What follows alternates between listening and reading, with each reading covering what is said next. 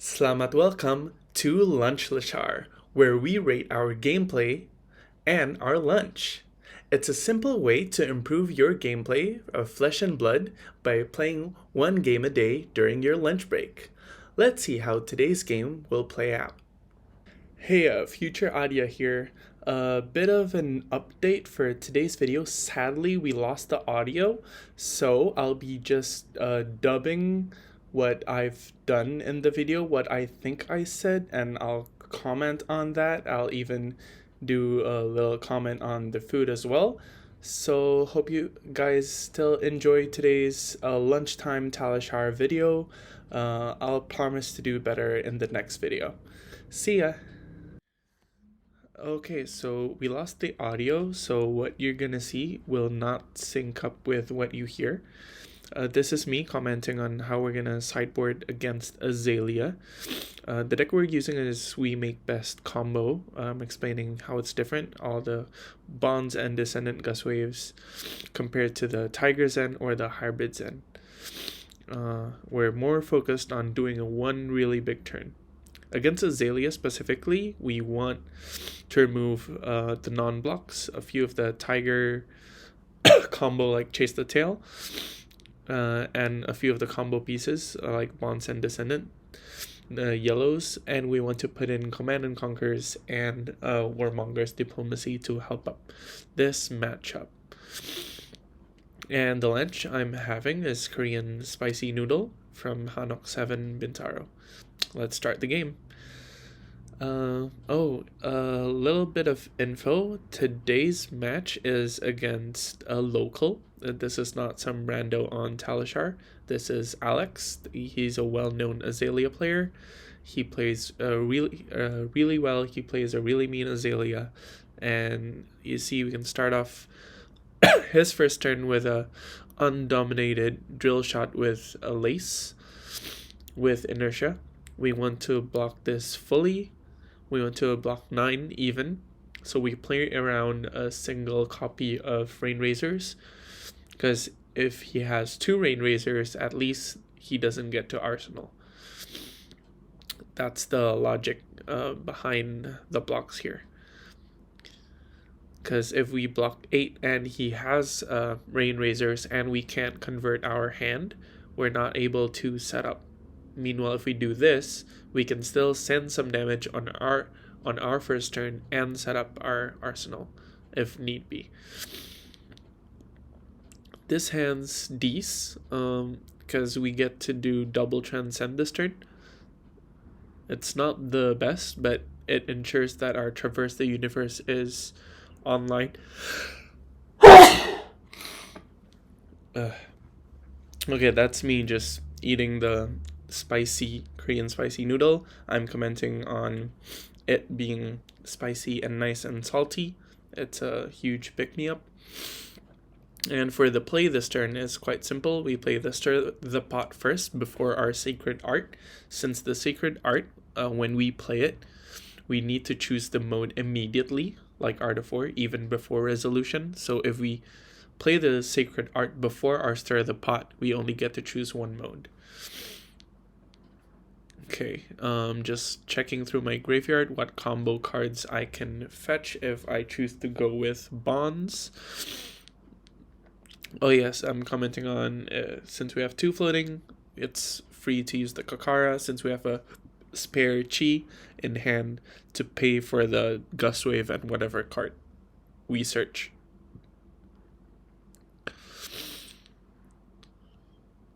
Just a bunch of nom-nom-noms while waiting for Alex to respond.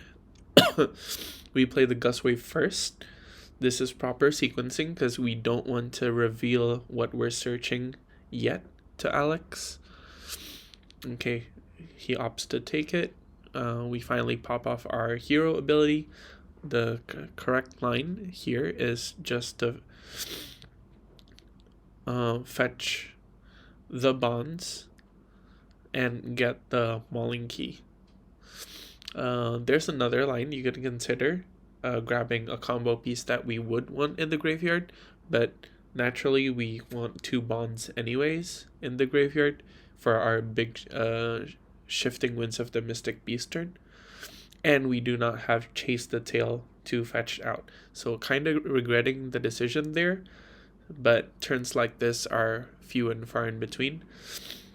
And finally, we decide to keep one Crouching Tiger in hand so we can arsenal it, so we're safe from Codex of Frailty. And we dealt a bunch of damage. We dealt 19 damage. Pretty nice. And we have Archie, and we still have a Tiger for Arsenal. He starts his turn with an Azalea activation, grabbing a Seek and Destroy, and Death Dealer, putting down our Nightmare card read in the ledger. So we know we can't set up an arsenal. We're going to take a bunch of damage. And we did play around the Codex of Frailty well. So they couldn't just play red in the ledger with small or no buffs and then Snapdragons into Codex, since we have an arsenal. So we're not punished there. We're just going to block 6 and send Command and Conquer on our turn, letting the Tiger and the Arsenal die. We missed out on 1 damage in the previous turn, but this is worth for playing around Codex of Frailty really being a punishing card for when we have no Arsenal. Okay, just sending a Command and Conquer. We either take out their Arsenal and deal 6, or we take 2 cards out of their hands. Either way, it's a good deal for us. The Seek and Destroy will take care of our arsenal, so we'll have it empty. We can see here that he blocks with 2 arrows, which means the cards in their hands are bunch of arrows, no buffs, very minimum buffs.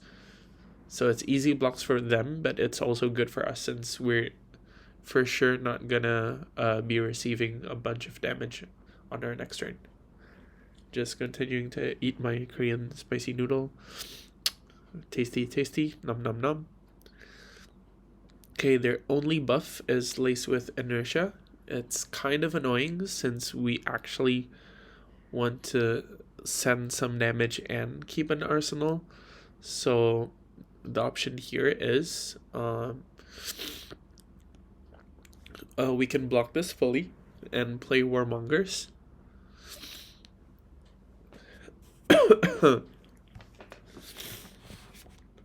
That's an option, but we don't keep an arsenal even though we play around the inertia since there's no cards left. We can block using equipment, but I don't really like that. We can see that we're tanking quite a bit since the hand texture is not the best. We can just send max damage, playing the Descendant, pitching the Warmongers, playing Bonds, grabbing a Mauling Key, playing a Spinning Wheel Kick, and then playing the Mauling Key for a total of 4 + 4 + 5, 13 damage. We're dealing a lot more damage, but no disruption. But if I remember correctly, we went with the aggressive line since Warmonger's Diplomacy is guaranteed to disrupt them for sure, but they will have an arrow in their arsenal regardless.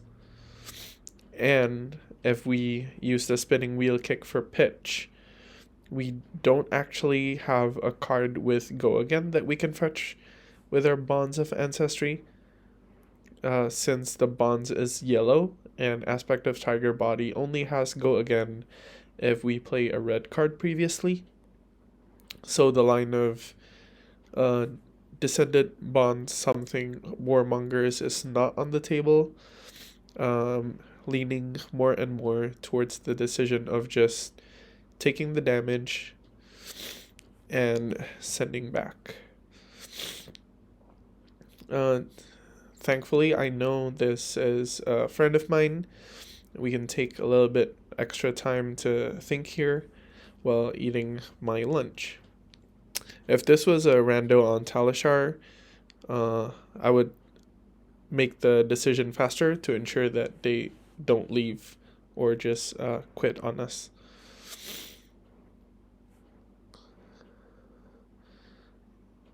Yeah, this is me deciding to take the 7 and send 13 back. They always have the option of... Oh, another comment I made was, even though they have snaps, since they have a long jaw glove, it ensures that they cannot put another arrow since they already used Death Dealer, and it also decreases the value of our Warmonger's play, since they first is guaranteed to have an arrow in the arsenal, and second, their arrow can get buffed +4 from the long jaw half glove. So yeah, this is just Bonds. Bonds is gonna fetch either Fluster Fist or Mauling Key. Mauling Key is most damage, but it's gonna be our second copy gone.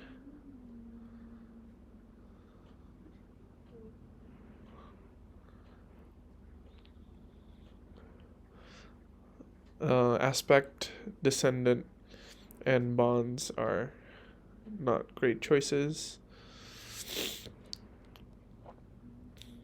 So the only real decision is, do we want to conserve more Mauling Keys in the deck or more Fluster Fists?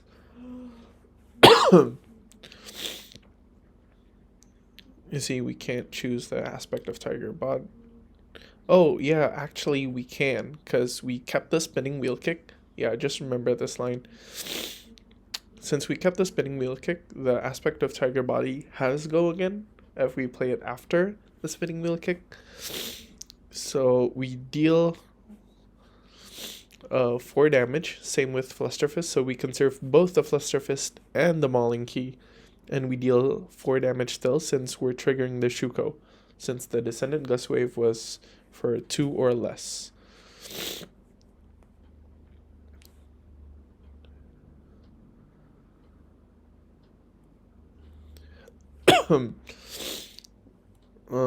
We've dealt a bunch of damage. Their armor is still intact, but their health is sub 15, and we haven't comboed yet.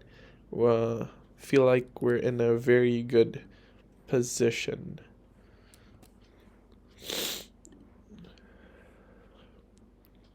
Yeah, that's me commenting on the damage is the same. Yeah, good job past me. That was a better line than what I proposed just now. Here's hoping they don't Red in the Ledger us. Okay, that's 1 buff. At least they already used the Azalea, so we know no Dominate. We can, if it's dangerous, we can just block with everything in our hand, and everything's a 3 block. We see that it's an Amplifying Arrow with a bunch of buffs. This is coming in for 14 with double Blood Rot, so 18 total damage.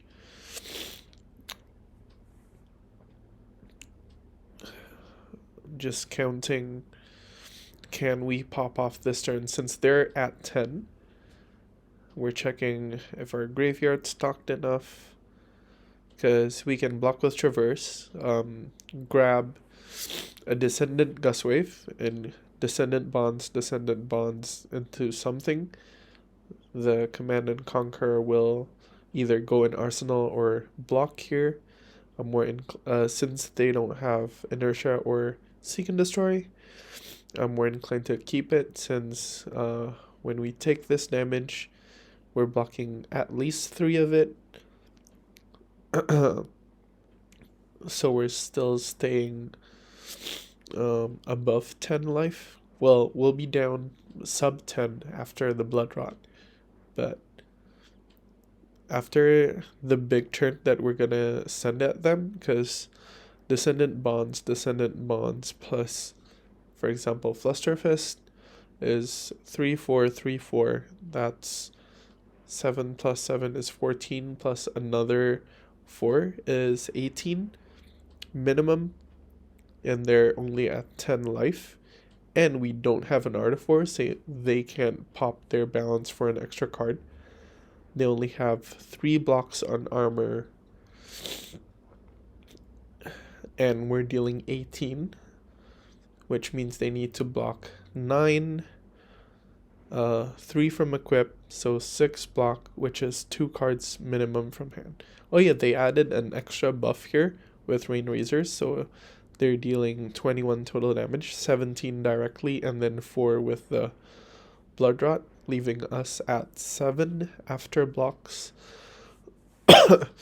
But our line is guaranteed to strip 2 cards from their hand minimum, and they don't have an arsenal. And an Azalea without an arsenal, with only 2 cards in hand, is very unlikely to be able to deal 7.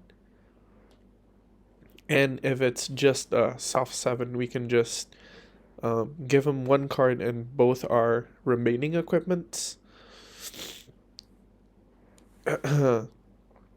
And it will guarantee that we stay at 7, and we can swing back with 3 cards with them at very single digit, very low life total. You can see they're taking it until they can't. They're at 3 now. Our Descendant, Bonds, and our follow-up is lethal. Oh yeah, I think I saw myself considering the blue Descendant, since it will trigger our Shuko, but since we have 2 tigers, we're going to trigger Shuko anyway. No need to reduce our damage output. If I only had 1 tiger, for example, that would be a line that's worth considering, since we leave more high power attacks in the deck to try to close the game out. Okay, the first tiger's for 1, second tiger's first tiger's for 0, second tiger's for 1. They're gonna take this, and then the next card is for 5, and we still get to keep Command and Conquer in Arsenal. We end the turn and we'll go down to 7 from the 2 Blood Rots. Yeah, Amplifying Arrow with tons of buffs is scary.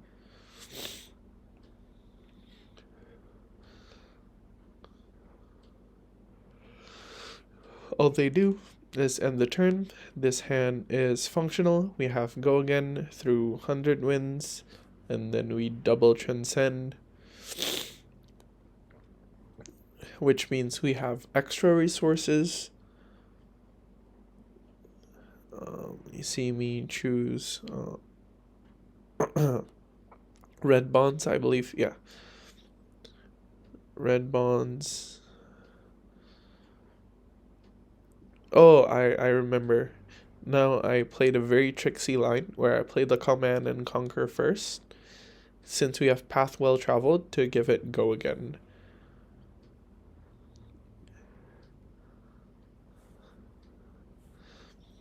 So we can lead with the CNC, make them commit to blocks right away. And we have a red card to give our Aspect of the Tiger Body Go Again. This is another 3. Yeah, with this line, we're guaranteed to kill them in this turn. Since they only have 1 card left, we can Kakara, Tiger, grab a combo card that deals 4 or more, and that should be game. Yep, here I choose Tiger Swipe, but any combo card that deals 4 or 1 even is enough.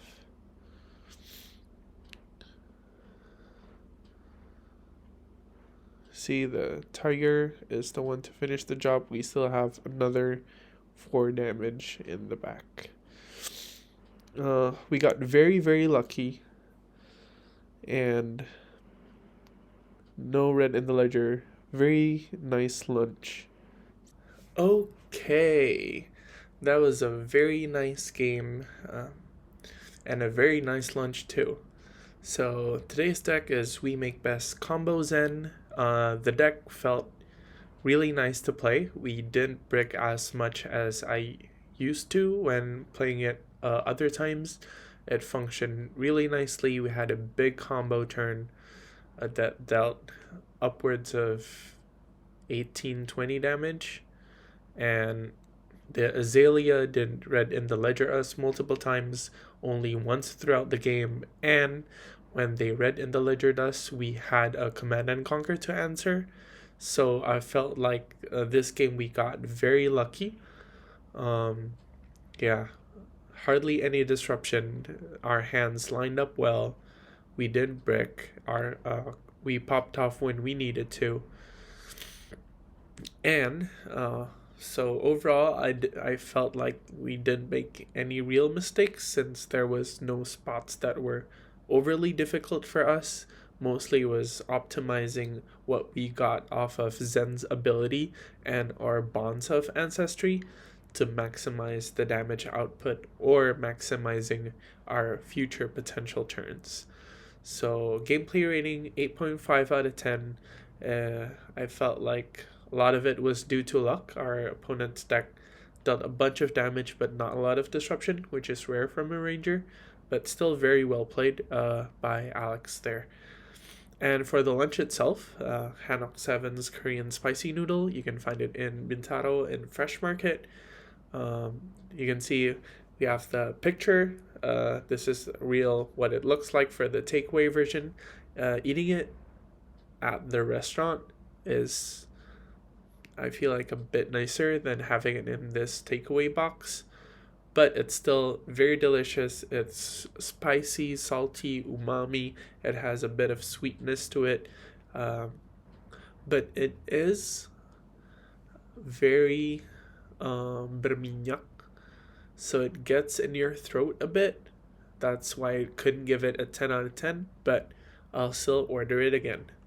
Overall game time, this one's a bit longer than the previous episode. This was 19 minutes. We tanked a bit on our turn where we had the warmongers and they inertiaed us. So that was the main bulk of the time sink. But overall, 19 minutes, still plenty of time for you to finish your lunch, talk to your coworkers when you're at work, socialize, or when you're at home, you still have plenty of time to wash the dishes afterwards. That's it for today's video of Lunchtime Talishar. Hopefully next time we have the audio recording of the actual match, so no post-game commentary, but we're trying different things. The previous episode we had music. This time we have the post-game commentary. And for the next episode, we're hoping to bring you the real-time commentary with eating ASMR, maybe. And that's it for today's video. Sampai goodbye.